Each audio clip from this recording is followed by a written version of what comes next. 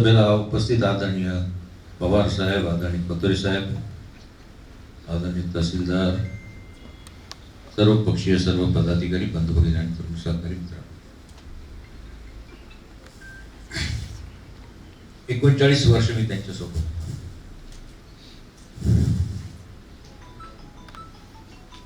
दसऱ्याच्या दिवशी इथे आले त्यावेळी मला सकाळी कतोरे साहेब फोन आला. त्यांना अष्टामी कतोरे साहेबांकडे करणार आहे, जेवण तुझ्याकडे. दसरा असला तरी मी जेवण तुझ्याकडे करणार आहे. आणि ते बोलले. नंतर कतोरे साहेबांना फोन केला, प्रतीकला बोललो, म्हणे मी चॉपरने येणार होतो परंतु हवामान काय बरोबर नाही, मी बाहेर होतो. आणि आले. राजेश इथं आहे, मला वाटतं राजेश पाटील आहे, नाही ते आलो होता. त्यांना जे जे पाहिजे ब्रेकफास्टला ते त्यांनी मागून घेतलं. कतोरे साहेब त्यांची सर्व फॅमिली होती.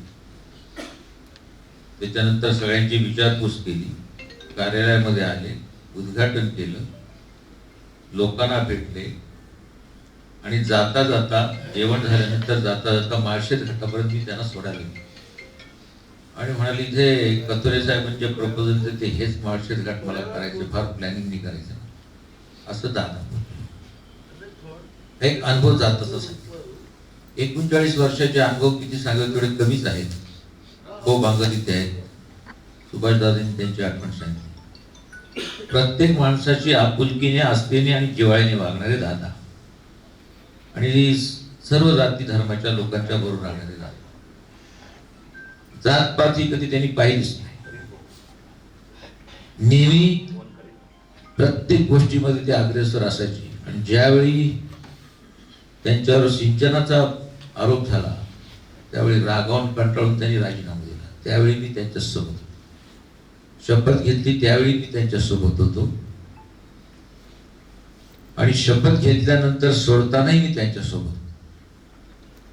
लोकांच्या रेट्यामुळे, लोकांच्या आग्रहास्तव आणि बिजी माणसाने किती असावं.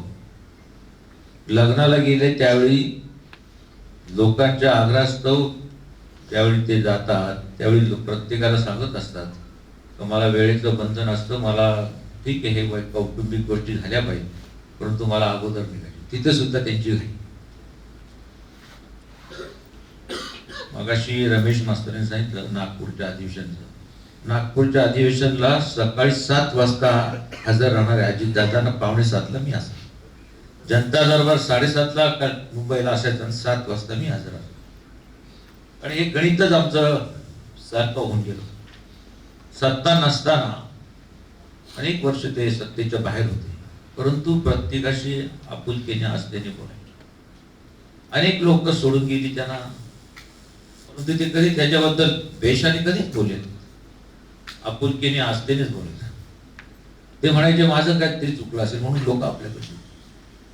मला आठवतं कतोरे साहेब, भास्करराव जाधव आणि ते एकदा वैचारिक त्यांची जनता दरबारच्या वेळेला बोलणं झालं आणि त्यावेळेस नंतरच ते म्हणाले अर्ध्या तासाने यार माझंच काहीतरी चुकलं, मी काहीतरी त्यांची चुकीचं बोललो.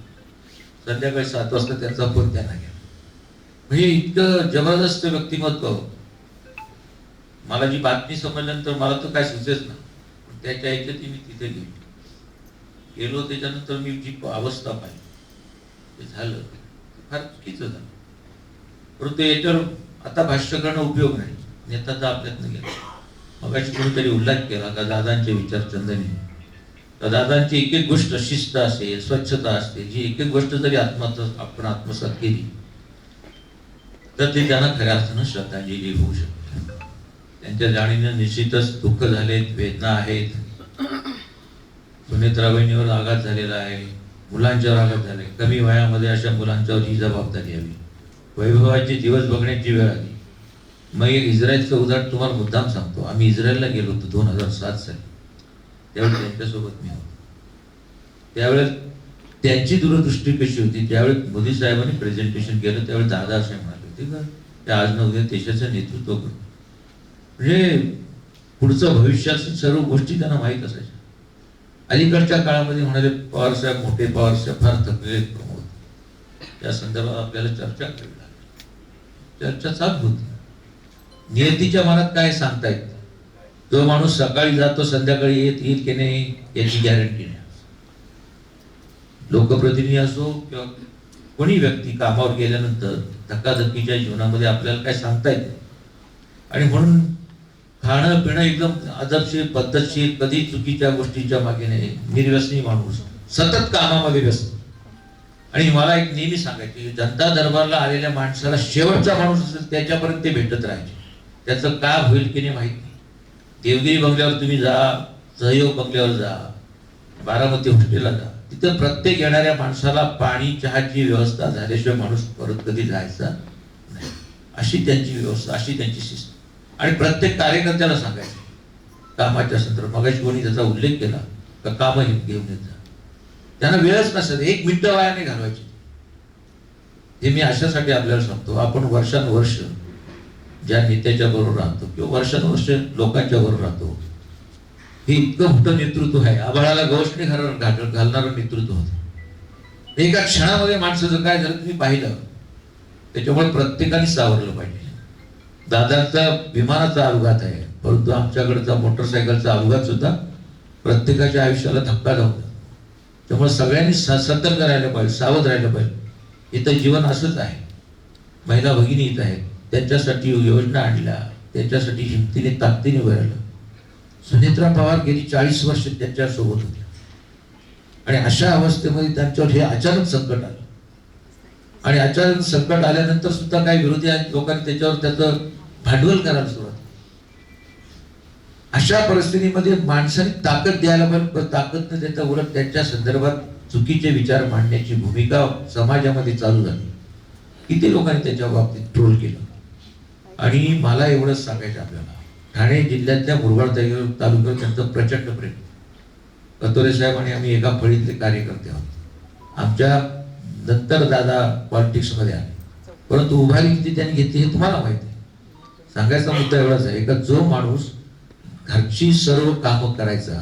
आम्ही कतोरे साहेब पवार साहेबांना माहिती आहे, मोठे साहेब असताना स्वतः अजितदादांचा पोल्ट्रीचा व्यवसाय होता, स्वतः अजितदादांच्या गायींचा व्यवसाय होता. ते सांभाळून त्यांनी हे केलं. त्यांचे वडील तात्यासाहेब एक कमी वयाचे असताना, दादा कमी वयाचे असताना ते तात्यासाहेब गेले. आणि ही जबाबदारी या माणसावर पडली. आणि जबाबदारी पाडत असताना पडली असताना सगळ्या कुटुंबाला बरोबर घेऊन जाणं इतकं सोपी गोष्ट नाही. आज कुटुंबामध्ये घराघरामध्ये सुद्धा भाऊ एकमेकांचं बघत नाही. त्यावेळेला राज्याचे मुख्यमंत्री पवारसाहेब होते, परंतु पवारसाहेब मुख्यमंत्री असताना सुद्धा अजितदादांनी त्यांचा व्यवसाय सोडला नाही. ते व्यवसाय करून मोठे झाले, नंतर राजकारणात आले, खरेदी विक्री संघाचे संचालक झाले, पुणे जिल्हा मध्यवर्ती बँकेचे डायरेक्टर झाले. आणि नंतर त्यांना डायरेक्ट खासदारकीची उमेदवारी दिली. खासदारकी उमेदवारी सोडली, नंतर परत आमदार झाले. मागे वळून त्यांनी कधीच पाहिलं नाही. आणि एक मला त्यांच्याबद्दल तुम्हाला सांगायचं की दादा शब्दाचा एक नंबरचा पंख. त्यांच्या पोटात आणि ओठात एकच. त्यांनी एकदा नाही सांगितलं तर ते कोणाचीच हिंमत असायची नाही बोलायची. त्यांनी एकदा त्यांना नाही पटलं तर ते काहीच बोलायचेच नाही, काहीच लक्षच नाही द्यायचे. कितीतरी अनुभव त्यांचे असे मला आहेत, माहिती आहे. मला आठवते एकदा दादा, आम्ही तिरुपती आपल्या सुरतला अधिवेशन राष्ट्रवादी काँग्रेस पक्षाचं होतं. आणि सुरेश धसानी कतोरे साहेब 5000 कार्यकर्ते घेऊन आले. आणि जाताना दादाने विचारलं, ते 5000 एवढे कार्यकर्ते ट्रेननी तू आणले, नेताना कसं नेशील? त्यांना नाश्ता पाण्याची काय व्यवस्था? कोण विचारतो का? तेवढं आमदार हे बघतील. ते म्हणे काय व्यवस्था केली नाश्ता पाण्याची? काहीतरी करतो. नाही म्हणे त्यांना काहीतरी द्यायची व्यवस्था करा. मग त्या सुरतला आता 5000 लोकांना काय नाश्ता पाणी जाताना द्यायचं? मी तिथे उभा होतो, म्हटलं थांबा मी काहीतरी नियोजन करतो. मग खरेदी विक्री संघा मार्केट कमिटीला मी असल्यामुळे कल्याणच्या मार्केट कमिटीला मी फोन केला. अरे म्हटलं आपल्याला तिथं केळी आणि काय ऍपल वगैरे देता येईल का प्रत्येकाला एक? तो बोलतो तिथे देता येईल, सांगा. आम्ही तिथे नियोजन केलं, 5000 लोकांना केळी आणि एक सफरचंद द्यायची व्यवस्था केली. नियोजनाचा कसं असतं बघा. आणि त्याच पिरियड मध्ये असा बोर्ड लागला होता कतोरे साहेब पक्षाचा, राष्ट्रवादी काँग्रेस पक्षाचा. शाहू फुले आंबेडकरांचा विचार ज्यावेळी म्हणतो आपण, आंबेडकर साहेबांचा, त्यांचे फोटो छोटे छोटे त्यांनी कोणी लावले, त्यांचे छोटे फोटो होते आणि बाकीचे आपल्या पुढाऱ्यांचे फोटो होते. त्यांनी रात्री 12 वाजता सांगितलं की बाबा हा बोर्ड बदलून टाका. मग आता बोर्ड आणायचं कुठनं? ते ज्यांना सांगितलं ते म्हणतात कसं काय रात्री कोण हे करेल. म्हणून मी म्हटलं थांबा. मग त्या सिद्धिविनायकच्या तिथे हे डिजिटल बोर्ड बनवणार होता, त्याला आम्ही म्हटलं बाबा बोर्ड ताबडतोब बनवता येईल का? आणि त्या आलं तर काय करता येईल का? तो पवार माझा ड्रायव्हर होता नाही, जिवंत बिचारा. आम्ही तिथे 1 वाजता बोर्ड बनवला, सांगितलं बोर्ड 1 वाजता तयार झाला. तो सुरतला गाडी घेऊन आला 6 वाजता आणि 4 वाजताच अजितदादा उठले. तुझं आला का? मग आम्ही म्हटलं येतो ना, थांबा जरा काय काय कर. 4 वाजता उठले. 5 वाजता त्यांनी तिथं कपिल पाटील आपण सगळे तुम्ही होतो. 5:30 ला गाडी आली. ते 5:30 ते 6, 6:30, 7 वाजेपर्यंत तो बोर्ड लावून घेतला. त्याच्यानंतर दादा गेले आंघोळ. खरं वाटेल का तुम्हाला सांगितलं? इतकी निष्ठा कामाची आणि कामाशी प्रामाणिकपणा असणार ते नेतृत्व. इथं आपल्या एखाद्या कार्यकर्त्याला सांगितलं बाबा एक खुर्ची इकडे तिकडे ठेव, तर त्याची तयारी नसते, मानसिकता नसते. सतरंजा उचलण्यापासून सगळं काम अजितदादा पवारांनी केलं आणि हे काम करत करता करता महाराष्ट्राचं नेतृत्व केलं. आणि महाराष्ट्राचं नेतृत्व करताना देशामध्ये सुद्धा त्यांचा नावलौकिक झाला. हे सुद्धा सांगणं मला आवश्यक वाटतं. बरेच मी तिथे 4-5 दिवस होतो. बऱ्याच राज्याचे खासदार तिथे आले. दादा 6 महिनेच तिथे खासदार होते, परंतु 6 महिने नरसिंहरावांच्या वेळेला, परंतु 6 महिन्यामध्ये राहिलेले दादा त्यांनी तिथल्या तिथे 20-25 त्यांचे खासदार होते, ते तिथे आले. मलाही आश्चर्य वाटलं ह्या माणसाने 6 महिन्याच्या कालावधीमध्ये सुद्धा त्यांच्या वयाच्या खासदार झालेली माणसं तिथे आली होती. आंध्रमधले आले होते आणि इतर राज्यातले आले होते. त्याचं सुद्धा मला आश्चर्य वाटलं.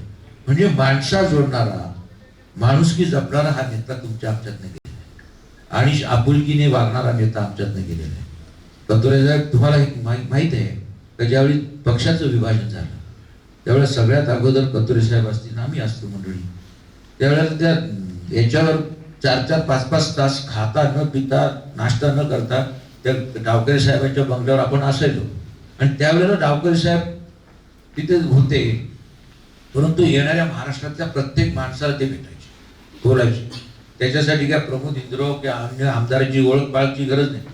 ते येणाऱ्या शेवटच्या घटकातला माणूस कुठल्या जाती धर्माचा असला तरी त्याला बोलून घ्यायचे, ये काय काम सांग, नाव गाव विचारायचं, माहिती द्यायची. हे मी अशासाठी वारंवार सांगतो. आज पंचायत समिती असेल, जिल्हा परिषद असेल, नगरपालिका असेल, महानगरपालिकेचं असेल, नगरसेवक पण बोलायला तयार होत नाही लोकांची. ते नगरसेवक झालं तर त्याला वाटतं काय आहे, जिल्हा परिषदला गेलो तर काय झालं. तर ही माणुसकी जपण्याचं काम या पुढच्या काळामध्ये आम्ही करूया असं मला वाटतं. त्यांच्या जाणीने निश्चितच हानी झालेली आहे. वैयक्तिक स्वरूपाची माझी हानी झाली हे मी बोलणार नाही आणि व्यक्तही करणार नाही.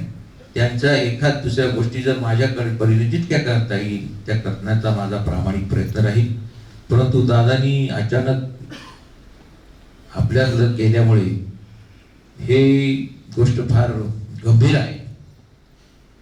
देशाचं नेतृत्व मोदी साहेब करतात, राज्याचं नेतृत्व देवेंद्र फडणवीस साहेब करतात. बऱ्याच लोकांची चर्चा चालू असते आणि अशा परिस्थितीमध्ये आम्हाला वारंवार लोक विचारतात, तुम्हाला काय माहिती, तुम्हाला काय. आम्हाला काहीच माहिती. हे मी काय यावर भाष्य करणार नाही, परंतु लोकांना चटका लागून जाणारी ही गोष्ट झालेली आहे. तर या संदर्भात गांभीर्यपूर्वक ज्या गोष्टी दिसतात त्याच्याकडे देशाने आणि राज्यांनी लक्ष दिलं पाहिजे अशी एक प्रामाणिक माझी या ठिकाणी मागणी आहे. मी दादांच्या आत्म्याला चिरशांती लाभावी अशी परमेश्वराला प्रार्थना करतो. हे दुःख सहन करण्याची शक्ती सुनेत्रा वहिनी आणि त्यांच्या सर्व परिवाराला परमेश्वर देव. दादांच्या आत्म्याला चिरशांती लाभावी अशी पुन्हा एकदा मी परमेश्वराला प्रार्थना करतो. माझ्या हिंदुराव कुटुंबियाच्या वतीनं, आपल्या सर्वांच्या वतीनं आणि आपल्या मित्रपरिवाराच्या वतीने मी दादांना भावपूर्ण श्रद्धांजली अर्पण करून माझे 2 शब्द या ठिकाणी संपवतो.